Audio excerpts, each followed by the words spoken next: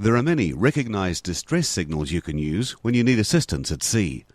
If help is nearby, you can call for assistance by slowly raising and lowering your outstretched arms, continuously sounding a horn or another sound signalling device, showing a V sheet, or sounding or flashing SOS, 3 short, 3 long, 3 short, with a torch.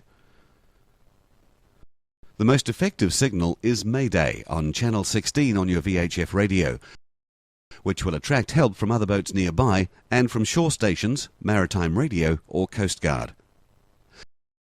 Set off the appropriate handheld distress flare and activate your 406 locator beacon.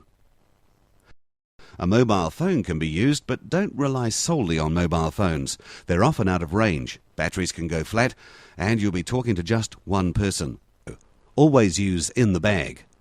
Call 111. You can use the phone while still in the bag without reducing its signal strength. Handheld distress flares are a visual way of raising the alarm and pinpointing your position to rescuers when they're within sight of the signal being used.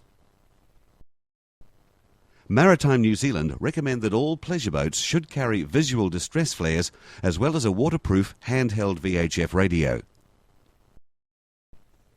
Orange flares are for daytime use only. This one emits a cloud of vivid, expanding smoke, which is visible for up to 60 seconds at more than 2 miles at sea level, and further from aircraft. Red hand flares pinpoint your position to rescuers at night. This red flare emits a brilliant light for 60 seconds. It can be used in daylight as well. Parachute red rockets are for longer range signalling at night. This parachute flare emits a red star which burns for 40 seconds and can be seen up to 40 miles away at night and 8 miles away in daylight. Flares are dangerous and burn at up to 2000 degrees Celsius. It's important you follow the manufacturer's instructions. Check that the correct flare has been selected. Before firing a handheld flare, check that rescuers are in your line of sight. This orange flare has a raised O on the cap so you can identify it in the dark. This red flare has a raised plus on the top for the same reason. To light this flare, you hold it safely at the base, twist off the top cap, hold the handle with the signal up and away from you, firmly pull out the yellow infighter knob on the top of the flare, up and out of it in a smooth, steady motion. Hold the lighted signal up high, outboard and on the leeward side of the boat. Dispose of the used signal, which will be very hot, by putting it in water.